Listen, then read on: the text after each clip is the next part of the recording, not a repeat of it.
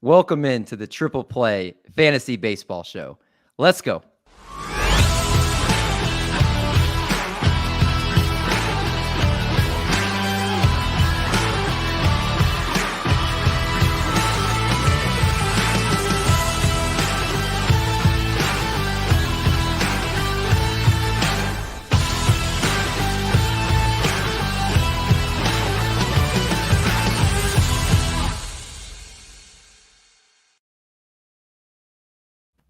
What's going on, everybody? Welcome back to the podcast. Welcome into another episode of the Triple Play Fantasy Baseball Show, a proud member of Fantasy Points and the Fantasy Points Media Group.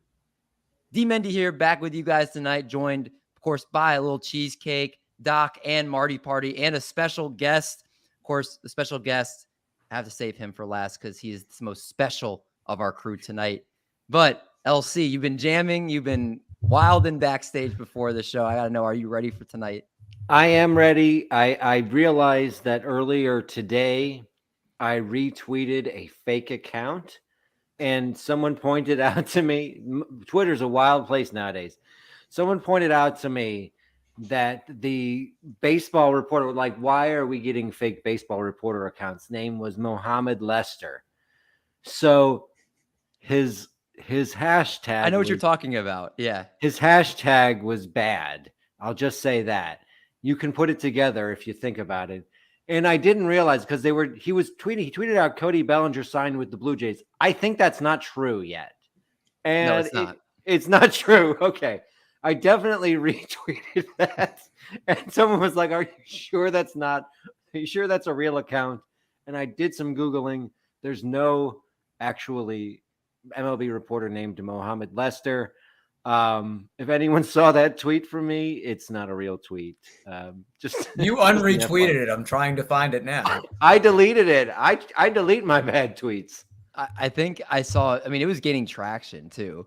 So I think he was one of those people that's like, you know what? I'm just trying to blow up on Twitter and just have my 15 minutes of fame. It sounds like at least he got it from you, LC. So yeah, he got me. And why is he screwing up our hot stove baseball? This was an exciting thing. I think he's going to Toronto anyways, to be honest with you. You dumbass. There we go. I think that fits for LC right there. Doc, how are you doing tonight? Hair still growing out, I see. Hair still growing out, even though you said you can't see a difference. Haven't retweeted any fake accounts this week, so it's been going pretty well. Oh, I gotta say that is definitely pretty good there. The hair is gonna go into like curls and stuff, right? Eventually. You know what? I like spiked it up in the shower, and I can get like a little mini mohawk going. We'll see if I keep it this long. All right, let's stay tuned for that. Marty Party in the house tonight. In his house, his still somewhat. I guess you could say it's still new house. It's been like what, like a month? 2 months. 2 months. You didn't ask me about my hair growing out. Is that because my hair doesn't really grow anymore? I did get to see. For those, I was privileged enough to see your hair. Which in person, which many people don't get a chance to see. I don't know why you cover it. I've always worn hats my whole life. I was just, I like wearing hats. I can't blame you. I can't blame you on that. I'm a hat wearer. Is that a thing? I don't know. But I will say, why are the sound clips allowed to swear, but we can't? I just searched the first dumb sound that came up. I'm just saying. Fair enough. All right. Without further ado, we welcome in our guest this week, of course. He has become a fast riser in the fantasy baseball community. We welcome in a man that you could say a golfer. I'll put a question mark to that. But I can say fantasy baseball genius. He's the head of baseball and the host of Fantasy MLB Today over at Sports Ethos. Also, the Ethos Fantasy Baseball and does some fantasy basketball stuff for Sports Ethos. So Doc's ears just perked up for that. He does a lot of analyst work there, an IBWAA member. He may not think he's a varsity athlete, but he's going to be the varsity athlete for the show tonight because this is a show of a bunch of people that are not athletes here. And it is, of course, Joe Arrico in the house tonight. What's up, man? Guys, it is great to see you. Most of you again, first time meeting Art, but it brings me back. It almost feels like we're in Arizona again, back at first pitch in the sunny weather, especially because it's snowing and cold here in Toronto. So seeing you guys makes me really want to be back in Arizona. It should be great chatting with you guys tonight. Arizona was a blast. Definitely, it was awesome meeting you. We were 2 of the 4 for the golf outing we had, which was fun, and just a great overall weekend. We already gushed about that a couple episodes ago, but it was honestly a fantastic time. Did you have a favorite part of the trip? It's hard to say. The golf was definitely one of the highlights, although it started out as I thought it was going to be one of the lowlights when we were looking back on it at first. It was pouring rain from the time we put the tees into the ground on the first hole. It started pouring on us. But by the time we were like hole 3, hole 4, we got some drinks into us. We got by. I think that was definitely up there. But I think just in general, meeting people who I've had on my show, who I've been on their shows, just interacted on Twitter, that social part of it was probably the coolest for me. Just sitting chatting with you guys, live podcasts. I mean, maybe the live Sleeper and the Bust was definitely right up there as well. There's a couple of things that stand out, but just the general atmosphere of being in a group of what we were calling spreadsheet nerds, people who like to pour over Fangraphs pages all day and just talk fantasy baseball. So that was something that's really cool and unique, because in our own lives, we don't really have that, can't just sit around talking about BABIP and WOBA and everything else with just, our colleagues and whatnot. So it was really cool, the whole experience just being down there. Yeah, it's one of the few cases where you bring up BABIP and home run to fly ball rate and K percentage. And if you bring that around your friends, they look at you like you have 3 heads. It's like the certain group of people that actually know what you're talking about. It's pretty cool. And again, the trip was fantastic. But we got a fun show planned for you guys tonight. You already know we've been doing it the last month or so. We've been talking about Dynasty Fantasy Baseball, because we are not in redraft season anymore. We're in Dynasty season. So at Triple Play, we want to make sure we touch that angle for you guys. And we're continuing that series with the NL West tonight. So we're talking about, of course, the Doyers, as Marty likes to call them, which always bugs me. The Colorado Rockies, the Diamondbacks, the Padres, and the Giants. We've got 5 interesting teams going in different directions here to talk about tonight. But let's lead off, of course. We're going to go 1 player per team, and so we can kind of all touch around the horn here. Joe, let's kick it off with you. And you jumped in on the Arizona Diamondbacks, and I was very jealous that you got them, because there is so much young talent there on the major league roster that it is crazy. And they have more coming too. But give us your first player that you think is a dynasty asset for this Arizona Diamondbacks team.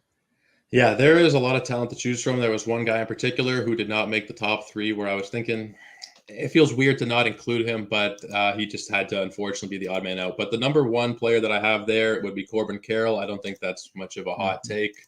There's still some questions, will he play every single day, or excuse me, will he be more of a platoon guy? I think they'll probably play him most days, but he was not great against left-handed pitching. He only had 28 at bats. I batted 178, and they have a ton of outfielders. So will he play every single day? That's the first question for me. Will he start to run like he did in the minors? I mean, he stole 31 bases in 91 minor league games last year, and then only 2 in his 32 major league games. So will that speed translate to the bigs? I know he has like 100th percentile sprint speed, but will we see that, consistently? Will he be a 25, 30 stolen base guy? Maybe down the line. I don't know when it's going to come, but that's one of my big questions. And also the walk rate. It was closer to like 15% in the minors, and then only 7% once he came to the bigs.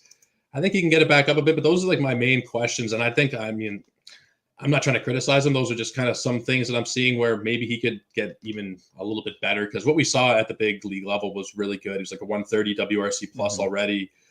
He's already a stud. And I think that the outlook is just couldn't be rosier looking forward. He's close to a top 25 dynasty player already with only, 100 and some odd at bats. So great outlook for Corbin Carroll going forward.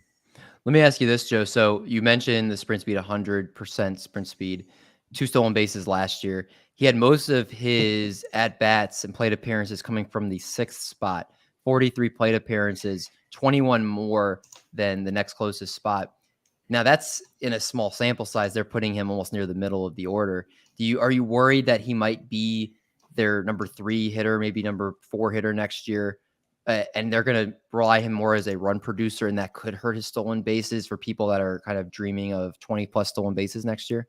Yeah, absolutely could. Like I just pull up roster resource right now. I don't know if they really go through and update that throughout the offseason so much, but he's listed as the number 6 hitter. Varsho, Marte, McCarthy, Walker, Rojas, and then Corbin Carroll. It's really hard to say. I think that he probably should be like a 2 hitter. I think that probably makes the most sense. We see a lot of teams put their best hitter in the number 2 hole. He's not their best hitter yet, probably, but he's, could be there by the time like the first 2 weeks of the season roll around. We could be thinking that about him. So I think probably the 2 hole makes the most sense. And in that spot, you could probably still expect him to run, but it could be something to start the year where he's still batting 6th or 7th and we don't really see that speed. And it kind of makes me, not just that, but in general, makes me a little bit worried about drafting him. I know this is a dynasty show. Forgive me. I focus a little more on redraft. So I might fade into redraft a little bit, but he's going pretty high in these early drafts. Like his ADP is 64. We're expecting a lot out of a guy who we haven't seen a whole lot of. And I know we just had a really great rookie class, but maybe we're expecting the same thing from Carroll that we saw from Julio, and maybe it's a little bit too early. But I'm rambling at this point.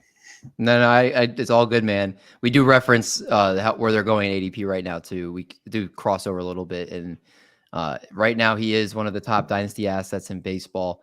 I will ask you this, Joe, real quick, and then we're going to move on. Is there any pitcher in a dynasty league you would trade him straight up for? Yeah, I think you'd probably be going for, a top tier arm if you're going to trade him. I think who knows if you'd get it back, but I think you should be aiming for an SP1, a specific name. Would you trade? So let me give you a name. Would you trade Corbin Carroll for Shane McClanahan? I would rather have McClanahan personally, I think. But I think that's maybe for my personal taste, shooting a little bit too high. Like maybe if we're talking like Julio Urias range, Zach Wheeler type, maybe.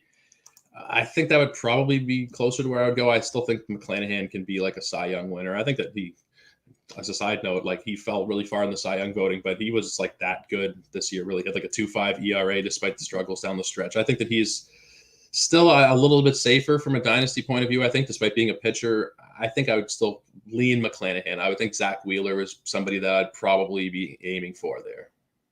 All right. Well, that's good talk on Corbin Carroll. Now, he's one of the more interesting players we'll talk about tonight, which is why we spent a little more time on him.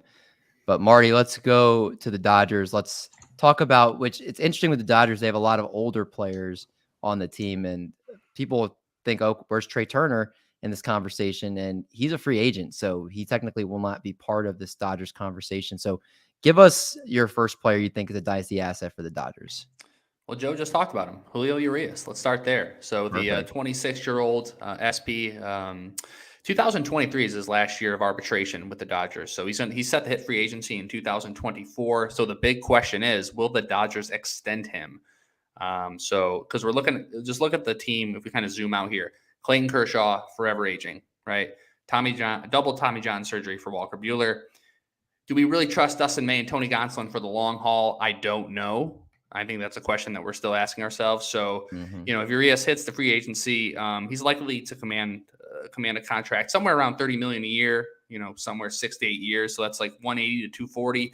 Dodgers obviously have it, but are they willing to spend? We do not know. So the only reason why I bring that up for context is that, especially with pitching, what team you're on, what stadium, you play in, that context is important for me. But yeah, looking at his 2022 season, he finished third in the Cy Young voting in the National League. He went 17-7, 175 775 innings. He had a 2.16 ERA, which led the NL with 166 strikeouts and a 0.96 WHIP. So he was absolutely dominant. We go to his expected stats, a 2.81 xERA with a 24.1 strikeout percentage. That doesn't blow you away. It's in the 60th percentile. It's pretty good. But his 6% walk percentage is elite. So that puts him in the 8th percentile there. He does a great job in limiting hard contact. He keeps runners off the base. And when you look at his overall profile, he's not a power pitcher. And so his ability to be able to, especially in a dynasty league, to be on your team for years and years and years and be, elite level production, the groundwork is laid down there. However, and this is what scares me about him, he still has never pitched over 185 innings in a single season. So is he that workhorse guy? I still do not know yet. He's only 26, so he might be down the line. And when we look at his from a dynasty perspective of win now or rebuilding, either way, I would try to unload him. And the reason being is I don't think the demand for him could be any higher. Okay, so let's just see, like right now, I think this is how high he's ever going to be when we see he may leave the Dodgers. He may go to a team on a lesser team with not as good players, so he takes the big contract. He may be in a pitcher or in a hitter's park, and he missed those 2 years with shoulder surgery. So we all know that the biggest indicator of future injuries for pitchers is past injury. So that scares me a little bit. So if I have him right now, and if I'm looking for a win now hitter, I'm looking to somebody like Matt Olson. I think would be a good flip for him, or Francisco Lindor. Those would be the two guys I'd be shooting for. I think that aligns pretty well. And as far as like shooting for another pitcher, if you need another pitcher, just hold on to him. But I want to see him do it for one more year before I'm fully bought in. But I mean, this is his contract year. If he pulls an Aaron Judge and has an amazing year, they're gonna pay. Someone's gonna pay him a lot of money. Where he ends up next year is going to be huge. Now, I do agree with you. I think he's definitely one of those guys I'd be looking to sell in a dynasty league. 185.2 innings is the max he did in 2021, and yeah, contract year. You would expect maybe he'll have one more good year in him, especially before we know what's going to happen at this point. Do you guys know how long he's been in the league? Because I was shocked to see how many seasons he's played. 5. I think he's been at 7 years. 7 years. Yeah. I did not feel like but 2 of those years. Yeah, it's kind of weird because he's only 26, so he got in at 19 years old. And what really stands out is that he's been a relief pitcher too for a lot of that time. Yep. So he's this weird. It's hard to put him into context because of that. Well, he had 79.2 innings in 2019, 55 innings in 2020, and then jumped from 55 innings to 185.2 innings in 2021, which is why I think many people were out on him, because they're like, hey, you're jumping 130 innings. You are bound to get hurt this year. Like, that is an insane jump. And then he still went and pitched 175 innings this year. And I think, if I'm not mistaken, has the most wins combined over the last 2 seasons of any starting pitcher. Yep. So he's somebody, I think that's the perfect example of a sell high guy, Marty. I think you're right. Like, the injuries could catch up with him. Would not be shocked to see that. And contract year, he's with the Dodgers. So maybe he goes to a team that doesn't have as good of an offense behind him, where he's not getting as many wins, and a lot of stuff can happen. So I'm right there with you on that. Let's go now to Doc, and let's talk about your team, the San Diego Padres. And who would you like to talk about first? So I know that we talk about the first guys usually have the longest segment, and that's why I'm choosing Fernando Tatis. So he didn't play last season, mix of injury and suspension. When we look back at his 2021 season, he had 282, 364, 611 triple slash, 42 homers, 97 RBIs, 25 stolen bases. And he's going to be 24 when the 2023 season begins. Now, if you have him, you're holding. Now, I say you could also buy with caution. And this is what I mean by that. This is a quote from AJ Preller after he got suspended. Quote, he's somebody that from the organization standpoint, we've invested time and money into. We were hoping that from the offseason to now, there would be some maturity. And with the news today, it's more of a pattern. That doesn't sound like a very much of a vote of confidence. So we don't know what he's going to be like a year removed from playing. And I'm sure if he was ever taking performance-enhancing drugs in the past, that he's going to be even more cautious from there. So, I mean, look, you look at the underlying metrics, the average exit velocity, 98th percentile, hard hit percentage, 98th percentile, sprint speed, 96. But there are also some alarming stats, 27.6 K percentage for his career. His BABIP is 347 for his career. That's extremely high. He's also only played 273 career games. It's not even 2 full seasons. And a lot of his stolen bases came in the first half of 2021, 20 stolen bases in 74 games, along with 28 home runs, and then 5 stolen bases with 14 home runs in the remaining 56. I think there's a lot of risk with Fernando Tatis. You have to determine whether that's going to outweigh the reward. This is probably the lowest point that you could get him. If somebody's willing to offer you a lot, I would sell him. If I was prepared to buy, these are 2 kind of sample packages that I'd offer, and I'd like to hear your guys' thoughts. A sell high like Jeremy Pena and Freddie Peralta, or like a package of Andrew Vaughn and Logan Webb. So it's 2 for 1. Obviously, Tatis is the best player, but the other two are fairly young and rosterable in a dynasty format. Mm-hmm. I would shoot for more. Yeah. I still find Tatis to be a top man. He could be top 5 dynasty asset for years to come. You know, like. But I hear you with the steroid thing. We don't know, right? That's this big and Marty, cloud over him. Marty, and to the point you brought up, like Wander Franco comparison. Wander Franco, pulled into training camp, and you said, he's kind of having a lot of bling, and he got paid early. And maybe baseball isn't the most important thing. I mean, think about Tatis. He's 24 years old. He already got paid a mega contract of 14 years, and while he's rehabbing, he's playing soccer in the outfield and falls on his already broken wrist. Like pretty bad. Like those aren't going to be things that you hope that he learns with experience, but like what incentive does he have to learn? He already got paid. And the thing that puzzles me the most is that his father. Dumb. You are really dumb. For real. For real. Hide your kids, hide your wife.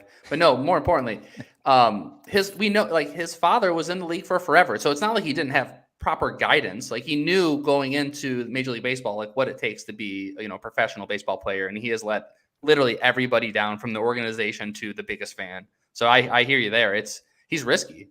He's risky business. That's what I was waiting for that. Hey. So yeah, I mean, just to wrap it up, me personally, I'm okay to send a low offer, but I think he's the riskiest player to acquire in Dynasty this offseason. Yeah, high risk, high reward. Depends if you got the nuts or not. All right. LC, take us now to the Colorado Rockies, which are, I think, just as hard as the Giants to find very valuable dynasty assets on the Major League roster. But there is one crown jewel that was on the cover for this video. So are you saving him for later? I'm going to start because Doc kind of guilted me into it because I was going to start with someone else because I wanted to save him for later. But Doc was like, we talk longest at first. And he's right. I talk long every time. So I'll start with Ezequiel Tovar now. Tovar, who really burst onto the scene in 2021 and 2022 after missing 2020 with the season, with the COVID season. Has really come into his own as a top shortstop prospect. Now, one of the things that I noticed prior to 2021, his power really wasn't there. I saw some reports that there were some scouting reports that he showed his number to the pitcher when he was hitting, and he definitely doesn't do that now. So I think there might have been a batting stance change, and it's definitely led to a lot more power in his profile. He's had over 500 slugging in each of 2021 and 2022, and has shown plus power, at least average to plus power at the major league level, as potential so far as well. He came up, his expected batting average was around 250, and he's always been young for his level. He's going to be 21 on opening day. Now, if you look at the comps, shortstop comps for him at age 20, performing in Double-A and performing well, it's pretty good. It's Carlos Correa, it's Xander Bogaerts, it's Trey Turner, it's Wander Franco, it's Bo Bichette, it's Fernando Tatis. Tovar's performance at Double-A has putting him on an elite trajectory, and I really like that trajectory for him. I think that he is someone you want to hold on to as far as, especially if you're a rebuilding team. I think he has a bright future, and he's playing in a nice environment for hitting. If you are contending now, Tovar's looking to be their starting shortstop. And his steamer projections are pretty nice. 280 with 15 home runs and 11 steals this year. And then that's, the way projections work, that's a 50 percentile projection. It could be better than that. I think they're pretty bullish on his potential this year. I think he's a hold in both formats because of his potential for the future. And I think that he could end up being a pretty good shortstop in the major league soon. Yeah, I mean, if you heard him on the call up, which if you haven't listened to the call, was on the Triple Play Prospect or Triple Play Fantasy Baseball feed. It's prospects every way you want it. And Ezequiel Tovar might be in the running for the most mentioned player on that show. Just tons of talent from the kid.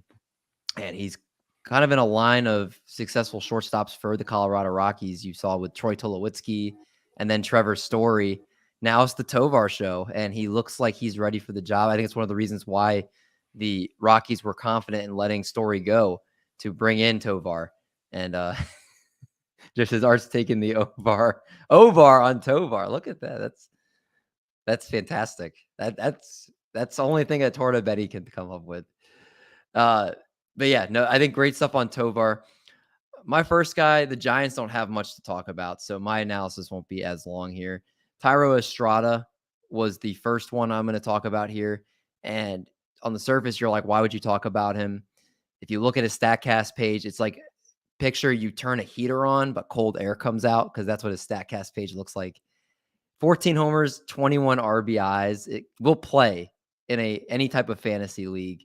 And back-to-back seasons with the Giants, he's shown improvement in a lot of different areas, notably K percentage. In 2020, he was with the Yankees, but in the last 2 years with the Giants, he's had a sub 17.4 K percentage or less each of the last 2 years. Walk percentage is never great, so he's not someone that's going to walk. But when you're telling me somebody is going to steal 21 bases, strike out sub 20% of the time, and he actually played in 140 plus games, like that's something that intrigues me. And the fact, yes, he doesn't hit the ball very hard, but his home run to fly ball rate was so low this year. It was only 12%. Keep in mind, in 2021, that was 22.6%. And this was by far the lowest he's had pretty much in a full season. So I think Thairo Estrada with a better home run to fly ball rate might be able to give you more homers than the 14 he had this year, assuming he plays a full season again. So as someone that's like a fifth outfielder for your team, like when you're drafting, or I'm sorry, he's a middle infielder. I'm sorry, excuse me. Somebody that's like you're getting him as like a middle infielder towards like the end of your draft, or somebody you can plug in off the bench later on. Like, I think you could do a lot worse. So Thairo Estrada, no flashiness, but somebody I think that right now is one of their bigger dynasty assets. And I mean, he's only 26 years old, so there's could be a lot of good days ahead of him. Joe, let's go back to you. Let's talk about the next Diamondback player. And again, so many great ones. Which one are you going to go with next? He's on mute. Rookie mistake. Look at me. I think I'm going to go with Zac Gallen here for my next one. And I honestly, with the Thairo Estrada thing, I feel like he has played some outfield. I don't think that you're completely crazy there. I feel like he has appeared there at least a few times. Thank you. Yeah. I thought I remember seeing him out there. So thank you. Yeah. Yeah. 28 appearances in the outfield. Yeah. In his career. So you're not crazy. Yeah. I'm going to go with Zac Gallen. He is, I think, really entering into his prime now. His first couple of years, abbreviated seasons, like 70, 80 innings, but good low ERAs. And then 2021 was really bad for him, like up mid-fours ERA. And then there was a huge discount on him this year if you were able to buy into him. Like I got him wherever I could because he was going around pick 140, 150, I think. I thought it was a huge bargain. And, of course, I know in hindsight is 2020. It was a huge bargain. He was fantastic. He had great StatCast metrics. I think if you are in a dynasty situation, you should be trying to buy Zac Gallen. I think that the Diamondbacks are just going to keep getting better and better. They got a lot of great young talent, and I think what he's doing is pretty sustainable. We talk about the StatCast pages, all red, pretty much across the board, all red for Zac Gallen. Not that is the be-all and end-all, but certainly when you look at what he's done throughout his career and those metrics put together, I really like him. I do think he's going to be somebody who goes up draft boards quite a bit this season in the redraft year, because we've heard a lot of talk of wait on pitching and take Zac Gallen. That's a common thing that I've heard this year. You don't need to take early pitching. You can get Zac Gallen at the end of the fifth, beginning of the sixth. And I think the more people hear that, that ADP of 75 is going to end up probably somewhere in the late 50s, early 60s, I think, by the time March rolls around. You think people were just concerned that it was a flash in the pan last year? We had that amazing scoreless streak going for a while. And I know people were scared about injuries too. So you're in on Zac Gallen next year. You're not worried about what all the people were kind of saying, all the stuff that could potentially bring him back down to earth here. Well, I'm looking at the pitching indicators, and the xERA 317, the FIP 305, xFIP 332. He lowered his walk rate, strikeout rate remained about the same. Those main things I like to look at, they're all looking pretty good for Gallen. And I think Arizona, they had a 20-win increase from 2021 to 2022. I don't think it'll be another 20, but I think that they're just going to keep getting better and better. And we're talking typically like a 3-year window for Dynasty, I think. And I think all 3 of those years are arbitration years for him. So he'll be in Arizona. and assuming they don't trade him, he'll be in Arizona, and I think that he'll be the bona fide. He'll be an SP1, I think, across baseball, close to it anyway, going forward. All right. I love it. Zac Gallen, someone you need to make sure you look at for next season. I'm looking for something, so that's why I'm off screen here. Marty, let's go to you next. Let's talk about the next player for the Dodgers. Who you got? Big Willie style, Will Smith, the catcher, 27 years old. He has 3 more years of arbitration with the Dodgers. Overall, he's my second-ranked dynasty catcher behind Adley Rutschman. He's a good catcher from a defensive standpoint. He's amazing with the stick. He doesn't strike out a lot, 16.6 K percentage, walks at a good clip, 9.7 walk percentage. Last year hit 24 home runs, 87 RBI / 260, 343 with a 460 slug. You look at his StatCast data, everything's red, looks great there. If you're in win now mode, I would definitely be holding on to him. He's one of the best catchers there is, not only just for next year, but for the long term. If you're looking to rebuild, that would be something that would be that would entice me a little bit, because we don't know with catchers. We don't know, right? He might be, once he hits 30, they might move him to first base. They might DH him a lot, whatever it is. If you're looking for a pitcher, like a young ace, I would try to shoot for Grayson Rodriguez. I think that would be, someone to go for there. If you're looking for a pitcher for next year, like a win now, Tyler Glasnow or Max Fried, I think that puts you in a good spot. Okay, I could dig it. What do you guys think? Yeah, it's on the fantasy baseball beat. They were talking about how Daulton Varsho wants to just play center field, so he's going to lose probably his catcher eligibility after that year. And that's like part of what drives the value is being able to be slotted in that position. So I think that's a great point. Thanks, all right. Doc. Look at that. Off-season Doc's so much nicer than in-season Doc. Have you noticed this? He gets more sleep in the off season. Is that what it is? No, there's just not enough to scrutinize. Like, here's the thing. I give the honest feedback. Give the people what they want. Exactly. Honest feedback. Doc, let's stay with you then. Let's talk about the Padres, and who's your next player on the list? Next guy talking about is Juan Soto. So season stats, a little bit underwhelming, 242, 401, 452, 27 homers, 62 RBIs, 6 stolen bases. He's 24 years old. If you have him, you're holding, but if not, you're buying. And, we're guilty of it ourselves. We talked about, who's going to be the next Juan Soto for next year, a first-round pick that's a bust. And maybe in a Roto league, he was a little bit of a bust, didn't have the stolen bases that we were looking for. But the StatCast data, it's going to turn around. 91st percentile in max exit velocity, 86th percentile in hard hit and barrel percentage. He's been fairly healthy, 150, 151, 153 in the 3 full seasons he's played. Career averages of 287, 424, 526. In OBP leagues, super valuable. And that is going to help contribute to counting stats. He's going to be on base to score more runs. And what I kind of chalk up to, like last year was a kind of a fluke year. And I'm going to take a victory lap for this, because I said before the season started, what would the Nats be looking for in a trade for Juan Soto? And everybody was like, they're not trading him. That's crazy. And they ended up doing it. And maybe because we live in the DC area and we have some bias, like we knew ownership wasn't going to pay. So when in the back of your mind that you're probably getting shipped out, and then you go to keep in mind, he's 24 years old. I think there was just a lot of expectations. I think it was kind of a rough season.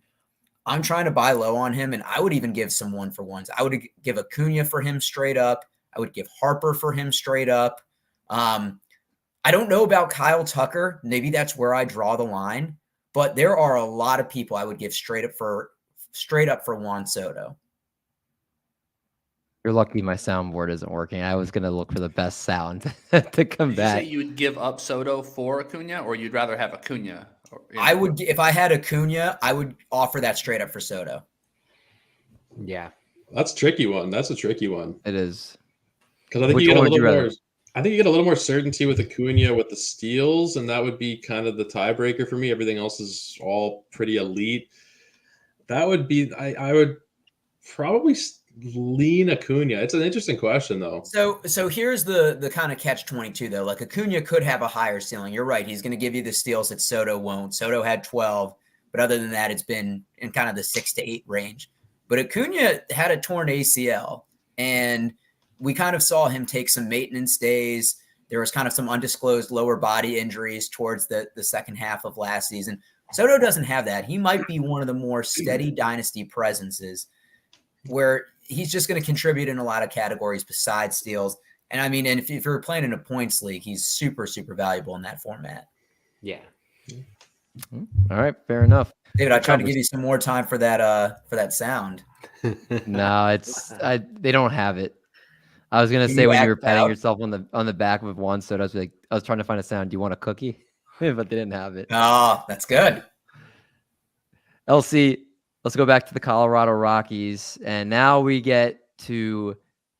gonna bring up what they said was the biggest dynasty asset for this team, which is shocking. But go ahead and reveal to people who it is. Oh, the biggest dynasty asset, who I'm not going to talk about, but you're not talking about him. CJ Cron is officially the highest rated dynasty asset. I don't think there's much to say about CJ. I think that he's pretty straightforward. He's 33 at opening day. I want to talk about Brendan Rodgers, who's still going to be only 26 when opening day happens.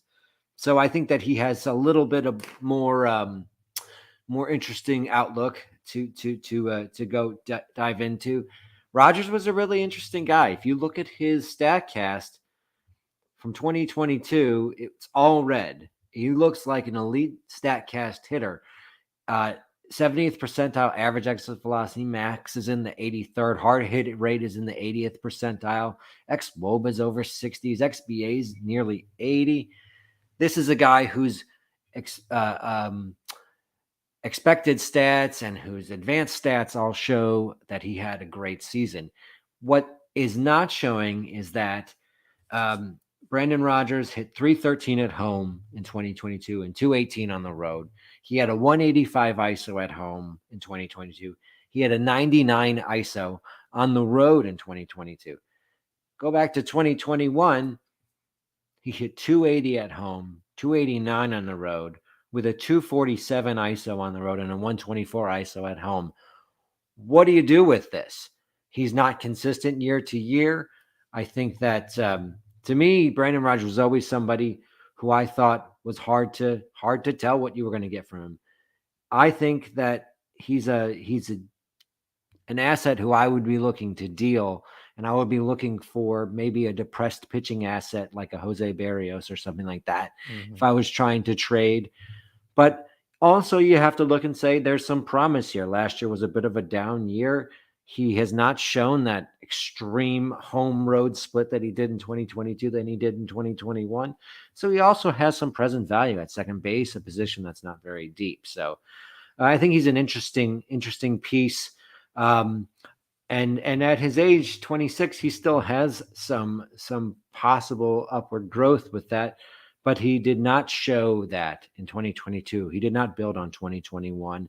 And that's concerning for me, which is why I think I'd be selling him. I don't blame you. I feel like he's just been empty promises, and he's had playing opportunities. For as many people want to joke about they don't give their young players enough opportunities, he's had plenty of time over the years to be able to show that he can be a difference maker, and he hasn't. Maybe the prospect hype of just the name can get you in a trade. I was going to say, who's trading for him? Maybe someone that last chance wants to believe in Brendan Rodgers. I don't know. Yeah. I mean, there's potential there. And if you can curate his stats and he's really hitting, because he hit really well at home last year. And if you can get the home games, that's pretty good. But my offer to you would be I fart in a jar and hand it to you. And then I would give you that for Brendan Rodgers. I would turn that down in like a second, dude. All right, then you're not getting anything. I would offer you Yadi Molina for the off chance he comes back. Take it, Art. Take it. I shouldn't even unmute myself for that offer, but I will to say no. There you go. Next Giant player we'll talk about here, Camilo Doval, who really kind of burst on the scene a year, I guess, at the end of 2 years ago, when he looked like he could potentially have the stuff to be the Giants closer. And while he did get some saves, he did obviously not have the whole job the entire season, but the numbers are very exciting, especially his slider. His slider, he allowed one home run on his slider and 489 pitches, 158 batting average against 164 XPA, how nasty was it? If you go to Baseball Savant and you look at run values, you have starting pitchers and relief pitchers, and you look at sliders. He had the 6th best slider in terms of run value, -17, only behind Dylan Cease, Shohei Ohtani, Edwin Diaz, Andres Munoz, and Max Scherzer. So he was really filthy with it, threw it 43.6% of the time. So that's, again, his go-to pitch. And just everything about it, if you just go to his StatCast page, everything is just red. Like, you need sunglasses to look at it. Fastball velocity in the 99th percentile. He can go over 100 with it, has great spin with it. Obviously, blow hitters away. He has a great job of suppressing hard contact. Hard hit percentage of only 36.4% this year after 33.9% last year. And the exit velocity off of it is 85.9 miles per hour. So he's throwing hard. He's not giving up hard hit balls, has a nasty slider as a closer that he can go to get hitters out. He has a sinker that he throws that's been somewhat effective. Cutter, I'd like to see him develop maybe a better second pitch than that. He did throw a 4-seam fastball a little bit in 2021, but the numbers show he has the stuff to be an elite closer. He's obviously very young, having just came up recently, only 25 years old. So he might be, if you're talking about dynasty assets for the Giants, he might be number 1 in terms of actually, if you count age and skills, but he is a closer. So keep in mind, I don't know how much you want to value a closer in a dynasty format, especially on a team like the Giants that maybe they're going to be contenders again next year, but they're not like a team like the Dodgers or a team like the Braves that seem to be set up for success year after year with tons of save opportunities. And Gabe Kapler has shown that he likes to not necessarily always go with one guy every single time. So I think that kind of factors in too. But Camilo Doval is definitely somebody you need to keep in mind in your dynasty league. If you have him as a closer in a dynasty league, I don't think you're upset about it. I ain't mad about it, but definitely not someone I'm not like, all right, I'm locked in. Camilo Doval is somebody I don't need to even think about closers down the road. All right. Seems like we're all in agreement, which is always a good thing. I actually wanted to just piggyback. I have heard some chatter that they might be in the market for a closer this offseason as well. So he could that job hold could be tenuous. So what you're saying, Art, is damn it, I need to be quicker with this. Sell. Wish there was a but. I wish I had these. Oh, what are you, Jim Cramer now? Sell. Yeah. But if you type in sell on the sound, it's just like a million different sounds. Tuite que the weekend sales were up 385%. This is what happens when you try to find a live button on here. Okay, let's. I don't know how to transition from that, Joe. Let's go to your last player for the Diamondbacks. Who is it? First, I want to say I'm sorry because it only seems to ever happen when I'm live, but sometimes this light will flicker. I need to get the light taken care of because it does seem like I have some ghosts in the background. Like a horror movie, yeah. Yeah, it is a little bit creepy. And I think I was on with Marty one time before and this was happening too, so I really need to get this figured out. But the last asset, this one was kind of tough. Ketel Marte was thrown around in my head, and I debated him for a while. Jordan Lawler, I think, was pretty close as well, but I went with Daulton Varsho. He was the dude that I ended up deciding to go with. Now, from August 24th to the end of the season, that was 38 games for him. He had 11 home runs and 8 stolen bases. He won me my home league for the first time. It was a lot thanks to Daulton Varsho, me even getting into the playoffs. And I think a lot of people are going to be pretty interested in taking him like pretty high up in drafts. He's going in the 50s this year, I believe. Yeah, 52 is his ADP. Now, in terms of a dynasty, and even from redraft, I'm not really that sold on the long-term outlook. Like Doc mentioned earlier, he's probably going to be transitioning into more of an outfield role over the years, and he might lose that catcher eligibility. Now, he may be safe for a year or two just because they have so many outfielders that he might end up playing 30, 40 times behind the plate again this year and then retaining that eligibility. And I think it could possibly happen another time. But down the line, he will likely lose that, as a lot of those part-time catchers do as they get older. And there was also some things with the StatCast numbers that I wasn't crazy about. Average exit velocity, xWOBA, hard hit percentage, all 25th percentile. He's not a big batting average guy, but 7th percentile expected batting average. There's certain things not to love. And I think right now his price is probably pretty high. A guy with catcher dual eligibility, 27 homers, 16 steals. I would be inclined to try and see what you can get for him.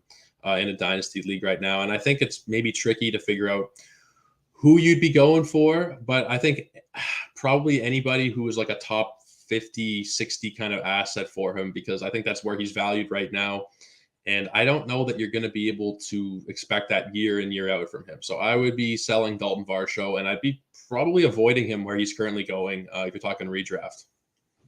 I think it's a good point you bring up, because if you trade him now in Dynasty, from what I heard, I forgot what podcast I was listening to, but they said that Daulton Varsho had actively said he doesn't want to play catcher anymore. He wants to have a longer career. So he's voicing that he doesn't want to be behind the plate anymore.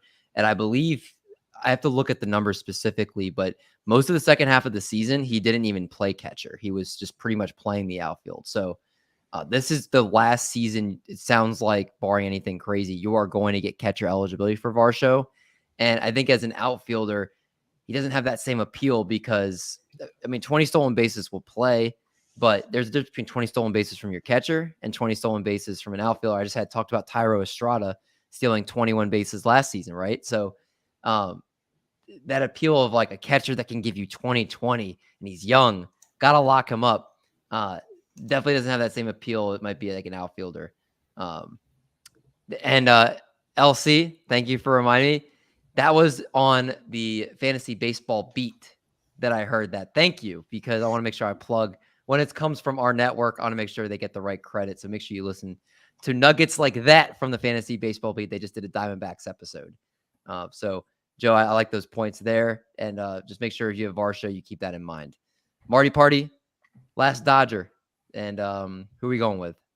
I went with Gavin Lux. I had so many great players to choose from, and I picked Gavin Lux because I think he's very interesting. We've all seen Anchorman. You know, the milk's gone bad. You know, I think like 3-4 years ago, everyone loved Gavin Lux, and now nobody likes him. He's almost 25 years old. He'll be 25 when the season starts. Right now, he has second base, shortstop, and outfield eligibility. He's in pre-arbitration this year. Then he has 3 more years of arbitration with the Dodgers. So he's going to be there for a long time here unless they do make a move. Last year, pretty lackluster stats. 6 home runs, 7 stolen bases, 276 average. He had a 346 OBP. So if you are in a dynasty OBP league, he's a little bit more valuable. He's at the 74th percentile walk percentage at 10% walk percentage right now. So it's actually pretty good. But he strikes out at it's 55th percentile, so he strikes out a little bit. He has no pop at all. 41st percentile max exit velocity. His batting average just isn't there. So what do you do if you have Gavin Lux on your dynasty team? So you're Tell us, probably Martin. So tell us, Martin, what do you do? That's a good question, and I'm going to answer that for you right now. So thank you for asking that. But no, you probably got to hold him unless, and I think this is Doc, going to your point earlier of like trying to like acquire Fernando Tatis Jr. What I would try to do with Gavin Lux is I would throw him in as a sweetener to a deal. You know, when you're doing a trade, you're looking at a guy and you're going to go with somebody big. Yeah, a little sprinkle him in there. So let's say if you're going for Fernando Tatis Jr., what happens if you have Sandy Alcantara and Gavin Lux for him? Do you think that's a good sprinkle in? You know, just somebody to fill the gap there for a little bit of time. You know, just to throw it in there, or maybe an Alek Manoah and Lux Chris for Hansen Fernando voice. Tatis. If you want a little Alek Manoah in there, huh? Say what? You want to take a Alek Manoah, what are you doing here? yeah, you're talking in your Chris Hansen voice. What was that? I've missed the voice since going off season, but you know what I mean? Like that's where I see Gavin Lux right now with his dynasty value. I think he's just a sweetener. Just throw him in there at the end of a trade, and hopefully someone will still buy into him because he is still young. He had huge prospect pedigree going into for the last 2 years. Now, let's say if you're looking for a pitcher for a buy now for next year, I would look at somebody like Mike Clevenger or a John Gray. I'd rather have Gavin Lux over Clev at this point. What Maybe about not John Gray though? I might take John Gray. Yeah, I would take John Gray. We know John Gray's a nice guy, as I've talked about many times on this podcast. Yeah, I think we've heard it 30 times at least now. And then I just want to lastly- squash any rumors if anybody thinks he's not a nice person. You should. Joe, have we Well, heard whether or not John Gray? Have you heard John Gray's a bad guy or a good guy? Have you heard either way? I'll have to rely on you guys because I'm not There up you to go. date on my John Gray information, but I would definitely prefer him over Gavin Lux. If I He's was a good given- family man. We love him here, even though we don't know him. And then if you're looking for like a rebuilding bat, what about Gavin Lux for Royce Lewis? What do we think about that? Two I'd rather ACLs. Royce Lewis. I'll take Royce Lewis. Yeah. I'm That's taking what Gavin Lux. I see. That was a good one. We got a The little- thing about Art, Gavin what do you Lux, think? though, You got to Yeah. split it, Art. What are we going? Lewis? Are we going Lux? Who do you want moving forward here in Dynasty? I think Lux is going to have a good season next year. There it I kinda is. like Lux. is Someone still believes hitting offense. you're guys, Dynasty managers. Somebody still believes in Lux in your league. Sometimes it's Art. Sometimes it's somebody you don't know. But just throw it out there. There are still believers. There you go. Lux has shown potential. I'm not completely out on him. His power has been awful at the big league level. Like every power metric at the big league level has been. He started out hot last year. 33rd percentile in average exit velocity. Oh, I mean, look, if somebody would offer me Gavin Lux for Royce Lewis, I'm taking that in a heartbeat. You want to have a bet who has a better year next year? will Royce be back? I think he's supposed to start the season. Sure, David. Sure. We'll double check to make sure Royce Lewis is healthy. Oh, to start the year. David, I thought this was a baseball podcast. It sounds like it's a football one, and you're a cornerback doing some backpedaling. Wonder where we were going with that. What See how was we this? can- That was That's stretch. triple play fantasy, baby. We're mixing them all in there. Look at that. Yeah, I don't think that one hit though. I got a lot of art, so obviously it did. All right, go ahead, Doc. Give us your last Dodger or Padre. Last person I'm talking about, it's Manny Machado. He's going to be 30 when the season starts.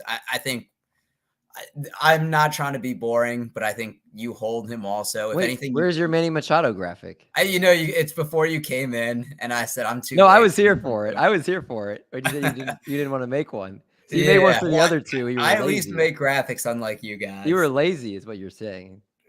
Hey, Royce Lewis or Gavin Lux, David. That's what I What- thought. Where's Lewis? So Manny started out the year really hot. He was first in WAR for the first 2 months. And then what happened was he sprained his ankle. It looked actually pretty nasty, but he only missed a small period of time. But I think that hampered him the rest of the season because he had 7 stolen bases in the first 2 months and only 5 the rest of the season. But his power numbers have been great the last couple of years. 32 home runs. If you extrapolate his 16 over a 162 game in 2020, it would have been 42, 28, and 32. He gives you a lot of doubles, 68 over the last couple seasons. Hits for average, just hit 298 last season, 282 for his career. And Fernando Tatis is coming back. So that's another person where they can't really pitch around. So I think you're going to get another couple more peak years out of Machado just because he is turning 30. Maybe you get a little bit cautious and you want to sell high, but I think you're holding him, especially third base is pretty shallow. I don't know what David's smiling about. He makes me nervous when he smiles. I'm always thinking I'm doing something stupid or someone. You know what I mean? No. This is completely unrelated to the show, and I apologize. So I was Googling Royce Lewis to see if I could find a timeline, and a picture of the Twins roster came up. And then a player on one of the Twins came up, Austin Martin, who's one of the prospects that came over in the Jose Barrios trade. Have you guys seen what his picture looks like? No.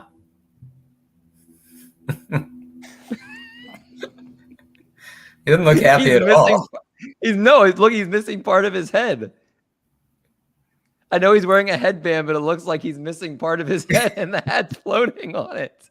Tell me I'm not wrong. When you look at that picture, that was my glance, first. That It's was a my first questionable response background. too. Yeah. like it looks like he's like got these 2 empty spots where his head is supposed to be. Late night with triple play. Make sure you tune in, baby. Oh, if you're listening, Google Austin Martin, and there's a picture that looks like he's missing part of his head in his headshot. It's hilarious. I'm sorry, that was completely Wow, that's unrelated. literally the last thing we probably would have thought of with David smiling. I don't know. It was hilarious. Anyway, I'm sure you did a good analysis, Doc. I didn't listen to any of it.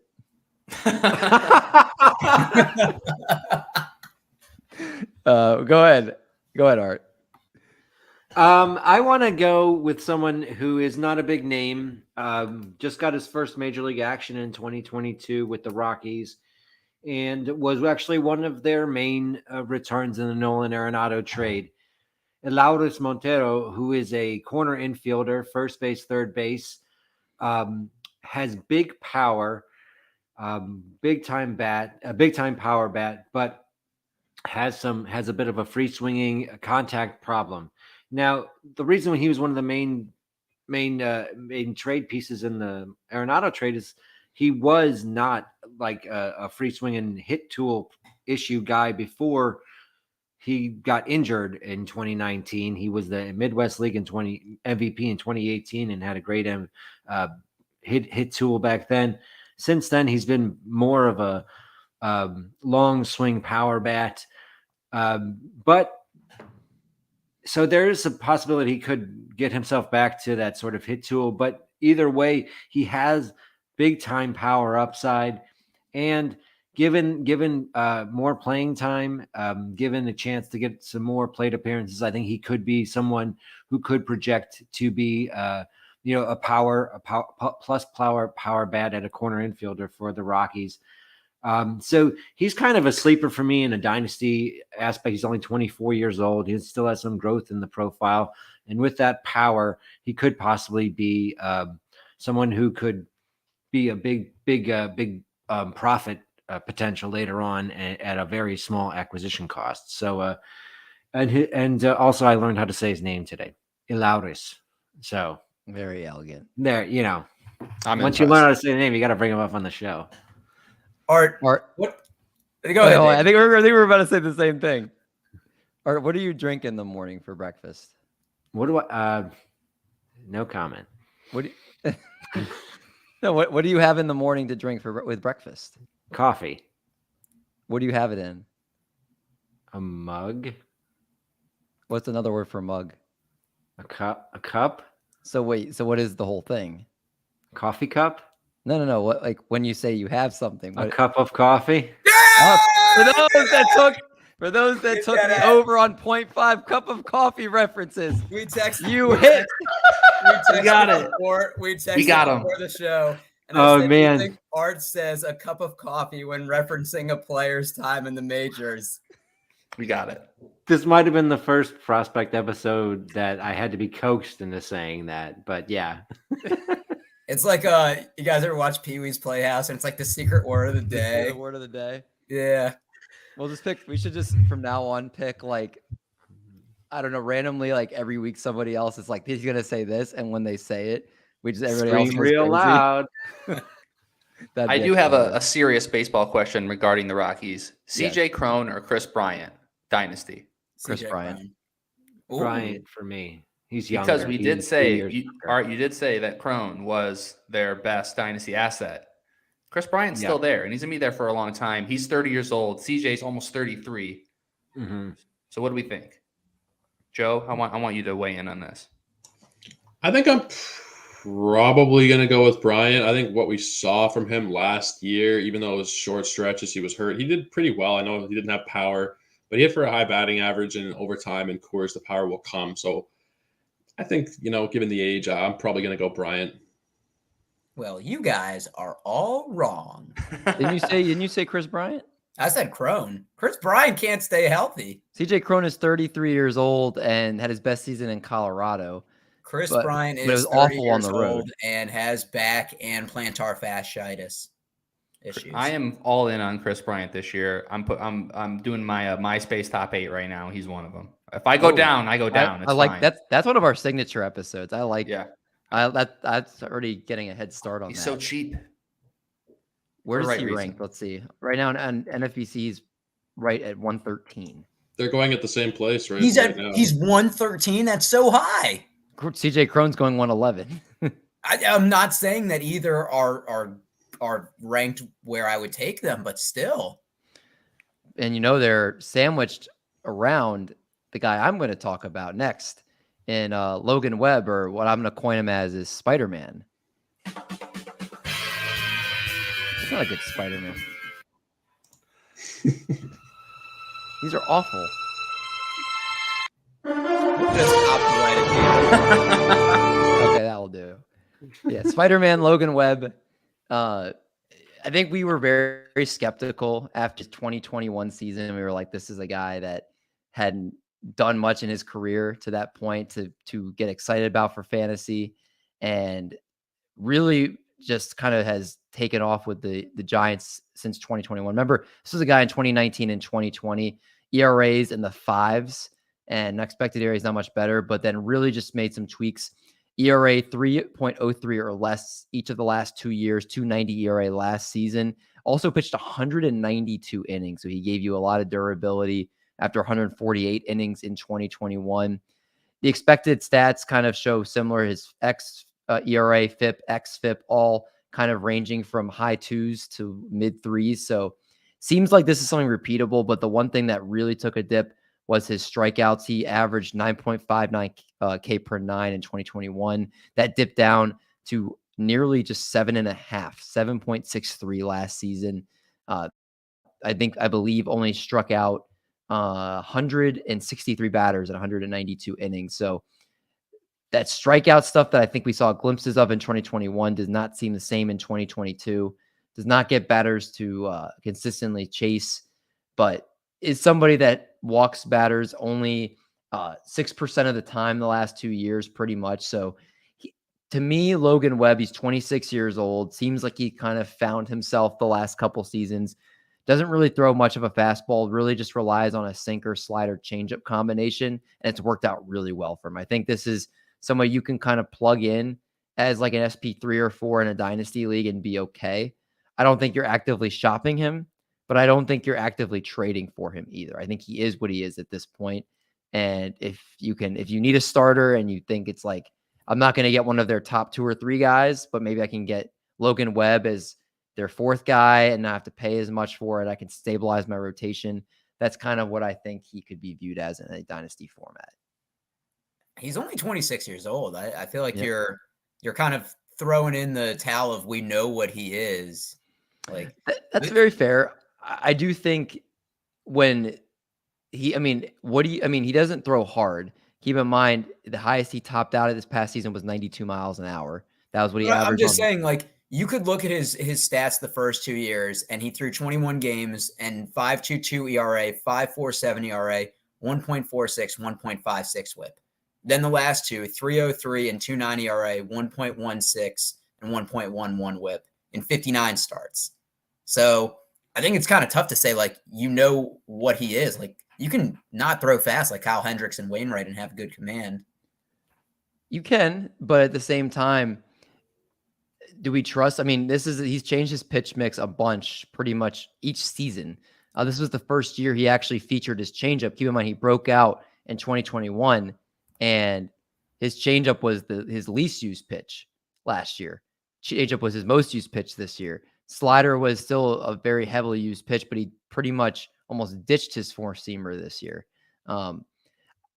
I should take back and say he is what he is at this point. I just think he's somebody I was very skeptical of drafting. I had 0 Logan Webb last year, and I would be actually okay taking him this year. I think he's somebody that seems like he found what works for him, and he's somebody I think I would feel more confident back-to-back years with that organization and what he did, that I would trust him as like a very stable SP4 for me. But like, I think this conversation is good because like someone might think of what you did of Logan Webb, and then like that's I guess where the value in dynasty comes, is people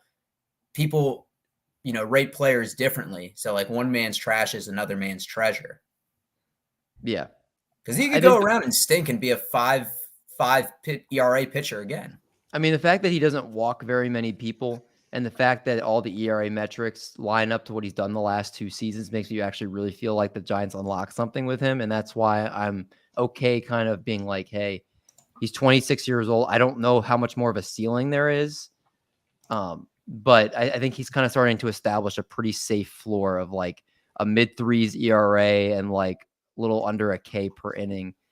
I think is kind of like a floor he's established for himself. But again, with his skills, it doesn't seem like the ceiling is incredibly high either.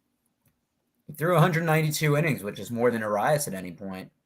No, that's what I mentioned. Yeah, I mean the innings were fantastic, and again the We Giants are gave going up to need 11 him. home runs. That's pretty solid in today's. I think what did Josiah Gray lead the league with? Like 36. So it's crazy. Something, yeah. It was pretty bad. I think there's something to be said about like how well the Giants organizationally are with their pitchers. They're able, not this particular instance, but they can turn guys around who have struggles. They come in, Kevin Gausman, there's another one, Alex Cobb. There's certain guys who go there and they seem to find certain things. Alex Wood as well. Ryan Got a lot out of Vogelsong. Rodon this year. Rodon. Yeah, there's so many guys who go in there and they just know what they're doing with their pitchers. So, dropping the strikeout rate. Everything else for me, I'm not so worried. I think you're right there projecting him like SP4. He could be like an SP back end SP2, high end SP3, I think maybe. But yeah, I like Logan Webb a lot. I think in redraft, I would rank him as that. In Dynasty, I'm a little lower on him, just long term, thinking his skills translate as well. But I think you're right. In like redraft, especially back in SP, high end SP3, I could see that for sure.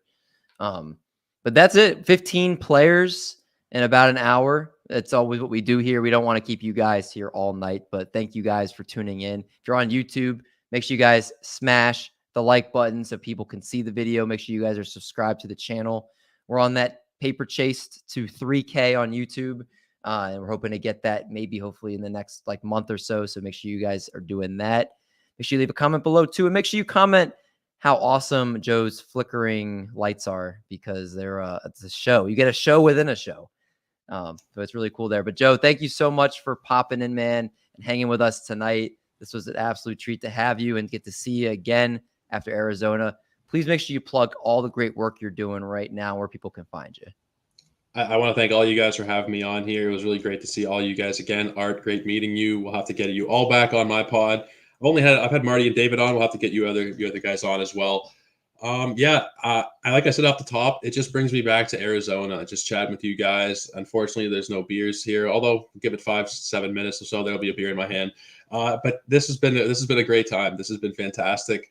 I don't focus a lot on Dynasty. That's why I was drifting more into redraft. So I appreciate you guys bearing with me as I stumbled over who to trade who for, because I don't want to misspeak here in terms of Dynasty value. But it was a really great time, and I hope we chat again very soon, guys. But yeah, you guys find me on Twitter, Joe Orico99, Fantasy MLB Today podcast, and sportsethos.com, all my written work over there. Does a great job. And like I mentioned in the beginning, it's really hard to get into this space. And Joe has done a really good job. When did you like officially kind of start happening, like 6 months ago? I originally was brought on to Sports Ethos as a basketball writer, and then they started their baseball division. They wanted to start a baseball division, and I said, sure. And baseball was always my first love. Like fantasy basketball was what I did first in terms of fantasy, but in terms of real life, it was always baseball. And I played fantasy baseball as well. Never focused on it as much as I did this past year, of course. And I started the podcast in, I guess, mid-March or so. And we've been going every single day. I've not missed a weekday since. Yeah, it's been a lot of fun. That's go every single weekday for 9 months. That is crazy. Bananas, man. You are doing insane stuff there. That's why you've risen up as much as you have. Appreciate that. Keep doing all that great work you're doing, man. And again, check out, where can they find the Sports Ethos podcast? Is it on any podcast platform? Yeah. Apple, Google, Spotify, wherever Stitcher, wherever you get your podcasts. The links are shared out on Twitter as well at Joe Orico99. And if you are a member of our community already, we're adding people into our Discord as well, because Twitter may not be here tomorrow by the time you guys hear this. Who knows? So send me a message at Joe Orico99, and we'll get you guys added into Discord as well. Perfect. Make sure you guys check that out. Gentleman, Marty, Doc, LC, anything that you need to plug? Obviously, that you guys have not heard the latest fantasy baseball beat, where they had the Diamondbacks episode, and I believe it was Nick Coria. Nick Coria, thank you. That was fantastic episode. That's actually where I got the nugget from that I mentioned about Daulton Varsho there. And if you haven't checked out the call up, a new episode will be in your podcast feed on Wednesday, and this episode will be out on Thursday. I guess we'll put this out Thanksgiving morning. So you have 2 awesome episodes to listen to this week. I think that's it. Am I forgetting anything? No, we're good. All right, perfect. I was waiting for Eric's delay. All right, for Joe, for Marty Party, for Doc, for a little cheesecake, I'm D-Mendy. We're going to make like a bread truck and we're going to haul these buns. Have a great Thanksgiving. We'll talk to you guys next week.